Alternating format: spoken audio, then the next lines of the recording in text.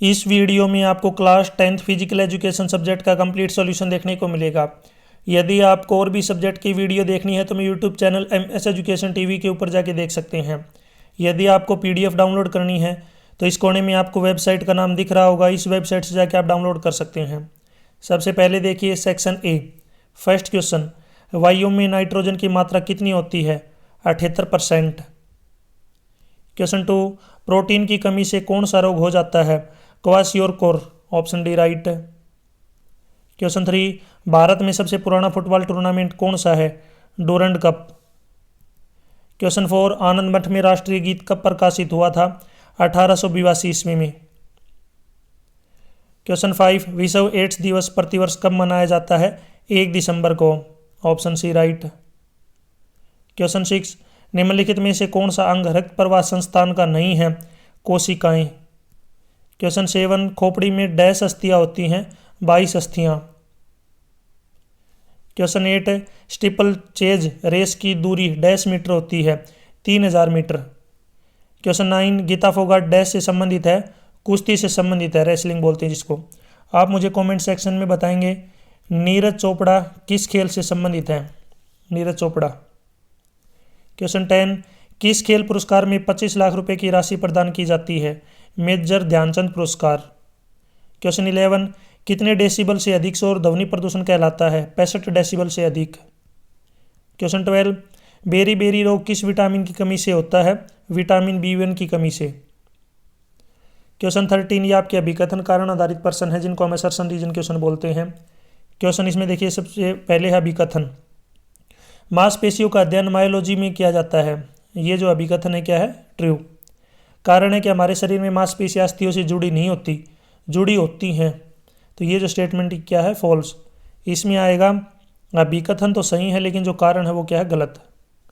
Next यहाँ पे question देखिए नेक्स्ट 14। इसमें अभिकथन है कि नॉकआउट टूर्नामेंट कम खर्चीले होते हैं। ये स्टेटमेंट क्या है? ट्रू। कारण है कि लीग टूर्नामेंट अधिक खर्चीले होते हैं तथा समय भी अधिक लगता है। ये भी ट्रू है लेकिन ये इनका आपस में कोई कनेक्शन नहीं है। इसमें आएगा A और R दोनों सही हैं और जो R है वो सही व्याख्या नहीं करता A की। क्वेश्चन 15, अभिकथन है कि मिनमाटा एक हानिकारक रोग होता है। ये बिल्कुल ट्रू है। कारण है कि मिनमाटा रोग पारे की अधिकता के कारण होता है। ये भी ट्रू है और ये इसकी करेक्ट एक्सप्लेनेशन है। तो इसमें आएगा अभिकथन और कारण दोनों सही है और जो कारण है वो अभिकथन की सही व्याख्या करता है। नेक्स्ट है यहाँ पे सेक्शन B। इसमें देखिए यहाँ पे क्वेश्चन 16, वायु का मानव जीवन में क्या महत्व है? आंसर, वायु का मानव जीवन में अत्यधिक महत्व है क्योंकि यह जीवित प्राणियों के लिए बुनियादी आवश्यकताओं में से एक है। वायु में उपस्थित ऑक्सीजन श्वसन क्रिया का आधार है जिससे शरीर को ऊर्जा मिलती है। मनुष्य और अन्य प्राणी ऑक्सीजन लेते हैं और कार्बन डाइऑक्साइड छोड़ते हैं। पौधे वायु में उपस्थित कार्बन डाइऑक्साइड का उपयोग प्रकाश संश्लेषण प्रक्रिया में करते हैं जिससे वे भोजन बनाते हैं और ऑक्सीजन उत्पन्न करते हैं। यह पृथ्वी के जीवन चक्र को बनाए रखता है। इसी के ओर में एक और क्वेश्चन है, कुपोषण से क्या अभिप्राय है? आंसर, कुपोषण से तात्पर्य शरीर में पोषक तत्वों की कमी, अधिकता या असंतुलन के कारण होने वाली स्थिति से है जो शारीरिक और मानसिक विकास को प्रभावित करती है। यह एक ऐसी अवस्था है जिसमें व्यक्ति को उसके शरीर की आवश्यकता के अनुसार पर्याप्त पोषण नहीं मिल पाता या फिर अत्यधिक पोषण प्राप्त हो जाता है। क्वेश्चन 17, एशियाई खेलों का झंडा कैसा होता है? आंसर, एशियाई खेलों जिसको हम बोलते हैं एशियन गेम्स का झंडा सफ़ेद रंग का होता है जिसके केंद्र में एशियाई खेलों का प्रतीक चिन्ह यानी कि लोगो होता है। इस प्रतीक चिन्ह में उगते हुए सूर्य का चित्र होता है जो एशिया की एकता और विकास का प्रतीक है। सूर्य के चारों ओर किरणें होती हैं जो भाग लेने वाले एशियाई देशों का प्रतिनिधित्व करती हैं। यह झंडा हर एशियाई खेलों के उद्घाटन और समापन के समारोह में फहराया जाता है। इसी के अथवा में एक और क्वेश्चन है, हमें राष्ट्रीय एकता की आवश्यकता क्यों है? आंसर, राष्ट्रीय एकता किसी भी राष्ट्र की सबसे बड़ी शक्ति होती है। यह हमें बाहरी आक्रमणों और आंतरिक संघर्षों से बचाती है, देश को आर्थिक, सामाजिक और राजनीतिक रूप से सशक्त बनाती है और एक मजबूत और समृद्ध राष्ट्र के निर्माण में सहायता करती है। इसलिए हमें राष्ट्रीय एकता को बनाए रखने के लिए आपसी प्रेम, सहिष्णुता और सहयोग को बढ़ावा देना चाहिए। क्वेश्चन 18, रोग निवारक क्षमता से क्या अभिप्राय है? आंसर, रोग निवारक क्षमता से तात्पर्य शरीर की वह शक्ति या क्षमता होती है जो विभिन्न प्रकार के संक्रमणों, बीमारियों और हानिकारक कारकों से बचाने में सहायक होती है। इसे रोग प्रतिरोध क्षमता यानी कि इम्यूनिटी भी कहा जाता है। यह शरीर की एक प्राकृतिक प्रणाली है जो विशेष कोशिकाओं, उत्तकों, रंगों के नेटवर्क से मिलकर बनी होती है। यह शरीर को बैक्टीरिया, वायरस और अन्य रोग जनकों से बचाने में मदद करती है। मजबूत प्रतिरोधक क्षमता बीमारियों की संभावना को कम करती है, जिससे व्यक्ति स्वस्थ और सक्रिय रहता है। क्वेश्चन 19, त्वचा के कार्यों का संक्षेप में वर्णन कीजिए। आंसर, त्वचा शरीर के आंतरिक अंगों को बाहरी हानिकारक कारकों जैसे कि बैक्टीरिया, वायरस, रसायन और भौतिक चोटों से बचाती है। त्वचा पसीने के माध्यम से शरीर के तापमान को नियंत्रण करती है और रक्त वाहिकाओं के फैलने या संकुचित होने से गर्मी को बनाए रखती है। त्वचा में मौजूद मेलेनिन रंजक त्वचा को रंग प्रदान करता है और सूर्य की हानिकारक किरणों से रक्षा करता है। क्वेश्चन 20, खेल की अंतर्राष्ट्रीय विशेषता क्या है? आंसर, एक राष्ट्र की टीम दूसरे राष्ट्र में खेलने के लिए जाती है। इस प्रकार देशों में मित्रता बढ़ती है और अंतर्राष्ट्रीय भावना उत्पन्न होती है। इस अंतर्राष्ट्रीय भावना के द्वारा देशों के परस्पर वैर विरोध मिटकर विश्व में शांति स्थापित होती जा रही है। इस प्रकार खेल एक मनुष्य को दूसरे मनुष्य से और एक प्रांत को दूसरे प्रांत से और एक देश को दूसरे देश से मिलाती है। अंतर्राष्ट्रीय खेल प्रतियोगिताओं में विभिन्न देशों के अलग अलग सामाजिक, आर्थिक, राजनीतिक विचारधारा के व्यक्ति एक दूसरे के निकट आ जाते हैं। क्वेश्चन 21, खेलों में महिलाओं की भागीदारी को बढ़ाने के लिए सरकार को क्या उपाय करने चाहिए? आंसर, सरकार को महिला खेल प्रशिक्षण केंद्र स्थापित करने चाहिए। सरकार को ऐसे कानून बनाने व लागू करने चाहिए ताकि सभी शिक्षण संस्थाओं में महिलाओं की भागीदारी अनिवार्य हो। महिलाओं को सरकार की ओर से खेलों में भाग लेने की आवश्यक सुविधाएं प्रदान की जानी चाहिए। महिलाओं को पुष्टि व योग्यता के प्रति सजग करना चाहिए। महिलाओं की खेल प्रतियोगिताओं को टीवी पर प्रसारित करना चाहिए। महिलाओं के खेलों में अच्छी उपलब्धि प्राप्त करने पर सरकारी नौकरी का प्रावधान होना चाहिए। नेक्स्ट है यहाँ पे सेक्शन सी। इसमें देखिए यहाँ पे क्वेश्चन 22, विद्यालय की सफाई के लिए किन किन बातों का ध्यान रखना चाहिए? फर्स्ट है, स्कूल के परिसर में पेयजल की व्यवस्था होनी चाहिए। सेकंड, स्कूल के शौचालय और मूत्रालय की नियमित सफाई होनी चाहिए। थर्ड, स्कूल में कहीं भी थूकना या गंदगी बिखेरना नहीं चाहिए। पॉइंट 4, स्कूल की सफाई के लिए अलग अलग उत्पादों का इस्तेमाल करना चाहिए। 5, सफाई कर्मचारियों को मास्क, दस्ताने पहनने के लिए प्रोत्साहित करना चाहिए। 6, स्कूल में पेयजल की सुरक्षा, रखरखाव और भंडारण की व्यवस्था होनी चाहिए। 7, स्कूल में कचरे का उचित निपटान होना चाहिए। 8, स्कूल में छात्रों के बीच पर्यावरण जागरूकता गतिविधियाँ करानी चाहिए। 9, कक्षाओं में दीवारों पर कुछ लिखने से रोका जाना चाहिए। 10, स्कूल के आसपास पेड़ पौधे लगाकर हरियाली बनानी चाहिए। इसी के ओर में यहाँ पे एक और क्वेश्चन है, असीमित गति वाले जोड़ों का वर्णन कीजिए। आंसर, असीमित गति वाले जोड़ वह जोड़ होते हैं जो विभिन्न दिशाओं में व्यापक गति प्रदान करते हैं। ये जोड़ों की संरचना और कार्य प्रणाली के कारण होती है। उन्हें अधिकतम गतिशीलता की अनुमति देते हैं। असीमित गति वाले जोड़, तो इसमें पहला है गेंद और खोखले जोड़। इस प्रकार के जोड़ में एक बेलाकार सिर यानी कि गेंद दूसरे हिस्से में खोखले स्थान यानी कि खोखले में बैठता है। ये जोड़ 3 आयामों में गति की अनुमति देता है। उदाहरण के लिए कंधे और कुल्ले के जोड़। सेकंड है स्लाइडिंग और प्लेन जोड़। इस प्रकार के जोड़ में 2 सपाट सतहें एक दूसरे पर स्लाइड करती हैं। उदाहरण के लिए कलाई में करपल हड्डी के बीच। नेक्स्ट है हिंगे जोड़। यह जोड़ केवल एक दिशा में गति करता है, जैसे दरवाजे का हिंग। उदाहरण के लिए घुटने और कोहनी के जोड़। पीवट जोड़, एक हड्डी दूसरी हड्डी के चारों ओर घूमती है। उदाहरण के लिए गर्दन में। क्वेश्चन 23, विटामिन से क्या अभिप्राय है, कितने प्रकार के होते हैं? आंसर, विटामिन ऐसे जैविक यौगिक हैं जो शरीर के विकास, रखरखाव और सही कार्य प्रणाली के लिए आवश्यक होते हैं। ये सूक्ष्म पोषक तत्व होते हैं जो शरीर को ऊर्जा नहीं देते, लेकिन शरीर की विभिन्न जैव, रासायनिक और शारीरिक क्रियाओं के लिए जरूरी है। शरीर इनका निर्माण स्वयं नहीं करता, कुछ अपवादों को छोड़कर, इसलिए इन्हें आहार के माध्यम से प्राप्त करना पड़ता है। विटामिन को प्राय 2 भागों में बांटा जाता है। पहला है वसा में घुलनशील विटामिन। ये विटामिन वसा और तैलीय पदार्थों में घुलते हैं और शरीर में वसा ऊतकों और यकृत में संग्रहित होते हैं, जैसे कि विटामिन ए, डी, ई के। सेकंड है पानी में घुलनशील विटामिन। ये विटामिन पानी में घुलते हैं और शरीर में संग्रहित नहीं होते, लेकिन इन्हें नियमित रूप से आहार में शामिल करना आवश्यक है, जैसे कि विटामिन बी सी। इसी के ओर में एक और क्वेश्चन है, एशियाई खेलों के उद्देश्यों का वर्णन कीजिए। तो क्या क्या उद्देश्य हैं? खेलों का प्रचार, एकता और मित्रता, प्रतिभा की पहचान, सामाजिक और सांस्कृतिक आदान प्रदान। डिटेल में आप इनको पढ़ सकते हैं आगे। नेक्स्ट है इसमें अगला पॉइंट, स्वास्थ्य और फिटनेस, आर्थिक विकास, खेलों की गुणवत्ता में सुधार। आगे इनको आप पढ़ लीजिए। क्वेश्चन 24, राष्ट्रीय एकता से क्या अभिप्राय है, यानी क्या तात्पर्य है? भारतवर्ष में इसकी आवश्यकता को संक्षेप में वर्णन कीजिए। आंसर, राष्ट्रीय एकता का अर्थ है देश के सभी नागरिकों के बीच एकता, समानता और सहभाव की भावना का विकास। इसमें विभिन्न धर्मों, भाषाओं, संस्कृतियों और जातियों के लोग एक राष्ट्र के रूप में एकजुट होकर अपने आपसी प्रेम, सहयोग और समर्पण की भावना से कार्य करते हैं। यह देश की अखंडता और प्रगति के लिए महत्वपूर्ण है। भारत में राष्ट्रीय एकता की आवश्यकता क्यों है? तो इसमें यहाँ पे अलग अलग पॉइंट दिए गए हैं। फर्स्ट है सामाजिक स्थिरता, देश की सुरक्षा, आर्थिक प्रगति, सांस्कृतिक संरक्षण और राजनीतिक स्थिरता। आगे इनको बताया गया है, इनको आप पढ़ सकते हैं। क्वेश्चन 25, कोरोना क्या है, इसके कारणों व लक्षणों का वर्णन कीजिए। आंसर, कोरोना कोविड-19 एक संक्रामक रोग है जो SARS-CoV-2 नामक वायरस के कारण उत्पन्न होता है। यह वायरस पहली बार दिसंबर 2019 में चीन के वुहान शहर में पहचाना गया था और इसके बाद यह पूरी दुनिया में फैल गया। नेक्स्ट है यहाँ पे कोरोना के कारण, क्या क्या कारण है? फर्स्ट है संक्रमित व्यक्ति के संपर्क में आना, सेकंड है सतहों का संपर्क, थर्ड है निकट संपर्क। इनको आगे में बताया गया है, इनको आगे आप पढ़ सकते हैं।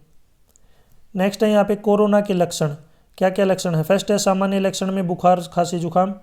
अन्य लक्षण में गले में खराश, सिर दर्द, मांसपेशी जोड़ों में दर्द, गंध और स्वाद चले जाना। नेक्स्ट है गंभीर लक्षण, सांस लेने में गंभीर कठिनाई, सीने में लगातार दर्द या दबाव, भ्रम की स्थिति, होठ व चेहरे का नीला पड़ना। क्वेश्चन 26, श्वसन संस्थान क्या है, बाहरी श्वसन क्रिया का वर्णन कीजिए। आंसर, श्वसन संस्थान शरीर की वह प्रणाली है जो श्वसन प्रक्रिया के माध्यम से ऑक्सीजन को शरीर के अंदर लाने और कार्बन डाइऑक्साइड को बाहर निकालने का कार्य करती है। यह प्रक्रिया शरीर की कोशिकाओं के लिए आवश्यक ऊर्जा उत्पादन के लिए महत्वपूर्ण है। इसका सही ढंग से कार्य करना पूरे शरीर के स्वास्थ्य के लिए महत्वपूर्ण है।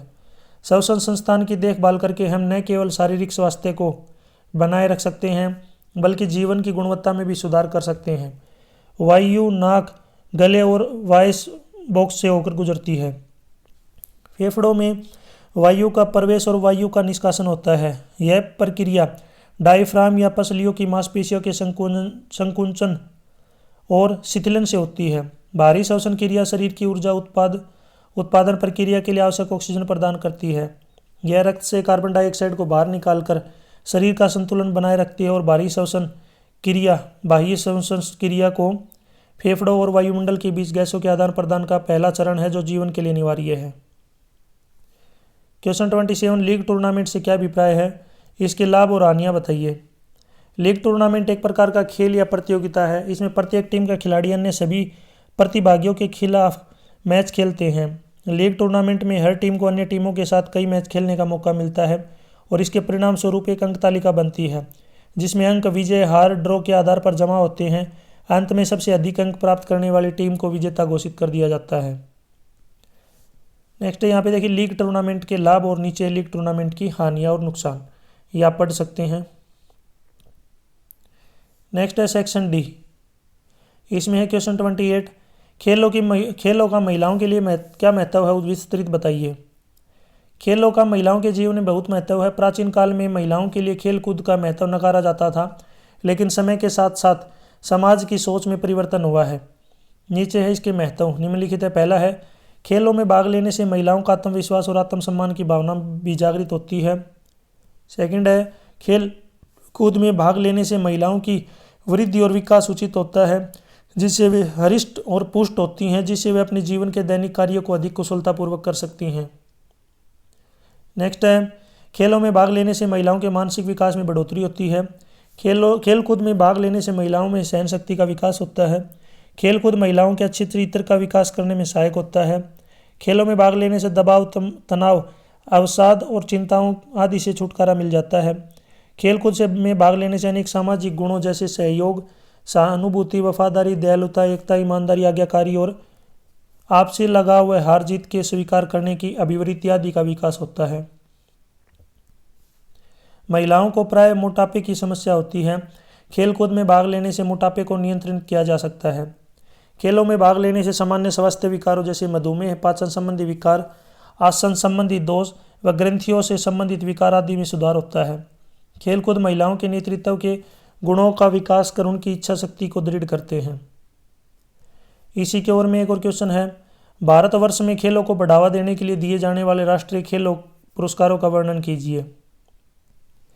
भारतवर्ष में खेलों को बढ़ावा देने और खिलाड़ियों की उत्कृष्ट उपलब्धियों को सम्मानित करने के लिए हर साल राष्ट्रीय खेल पुरस्कार प्रदान किए जाते हैं। ये पुरस्कार भारत सरकार द्वारा विभिन्न श्रेणियों में दिए जाते हैं। इन पुरस्कारों का उद्देश्य खिलाड़ियों और कोचों को प्रोत्साहित करना और खेलों के प्रति जागरूकता बढ़ाना है। इसमें देखिए कौन कौन से पुरस्कार हैं। मेजर ध्यानचंद रत्न पुरस्कार, जिसको पहले राजीव गांधी खेल पुरस्कार के नाम से जाना जाता था, अर्जुन पुरस्कार, द्रोणाचार्य पुरस्कार, मेजर ध्यानचंद पुरस्कार, इनको आप पढ़ सकते हैं, डिटेल में यहाँ पे आगे दिया गया है। क्वेश्चन 29, व्यक्ति के स्वास्थ्य को प्रभावित करने वाले विभिन्न कारकों का वर्णन कीजिए।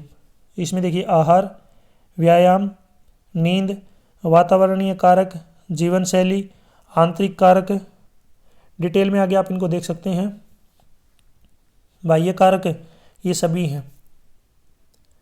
इसी के अथवा में एक और क्वेश्चन है, संतुलित आहार क्या है? जीवन में संतुलित आहार के महत्व का वर्णन कीजिए। आंसर, संतुलित आहार वह आहार है जिसमें सभी आवश्यक पोषक तत्व जैसे कार्बोहाइड्रेट, प्रोटीन, वसा, विटामिन, खनिज, रेशा, जल उचित मात्रा में होती हैं। यह शरीर को ऊर्जा प्रदान करते हैं, विकास और मरम्मत में सहायता करते हैं और रोगों से लड़ने के लिए प्रतिरक्षा प्रणाली को मजबूत करते हैं। अब इसमें देखिए संतुलित आहार का जीवन में महत्व। संतुलित आहार शरीर को दैनिक कार्यों के लिए आवश्यक ऊर्जा देता है। बच्चों और किशोरों में सही विकास और शारीरिक वृद्धि सुनिश्चित करता है। प्रतिरक्षा प्रणाली को मजबूत बनाता है, जिससे संक्रमण और बीमारियों से बचाव होता है। उचित मात्रा में पोषक तत्वों का सेवन शरीर के वजन को संतुलित रखता है और मोटापा, मधुमेह जैसी बीमारियों से बचाता है। पोषण की कमी मानसिक थकावट और तनाव को बढ़ा सकती है। संतुलित आहार मानसिक स्वास्थ्य को बेहतर बनाए रखते हैं। संतुलित आहार का सेवन व्यक्ति को अधिक सक्रिय, ऊर्जावान और स्वस्थ बनाता है। संतुलित आहार पाचन तंत्र को सही रखता है। नेक्स्ट है इसमें क्वेश्चन 30, संक्रामक रोगों से क्या अभिप्राय है? संक्रामक रोग वे होते हैं जो व्यक्ति को एक दूसरे व्यक्ति से सीधे या परोक्ष रूप में फैलते हैं। ये रोग मुख्यतः सूक्ष्म जीवों जैसे बैक्टीरिया, वायरस, कवक और प्रोटोजोआ के कारण होते हैं। ये सूक्ष्म जीव शरीर में प्रवेश कर उन्हें संक्रमित करते हैं और रोग उत्पन्न करते हैं। संक्रामक रोगों को संचारी रोग भी कहा जाता है।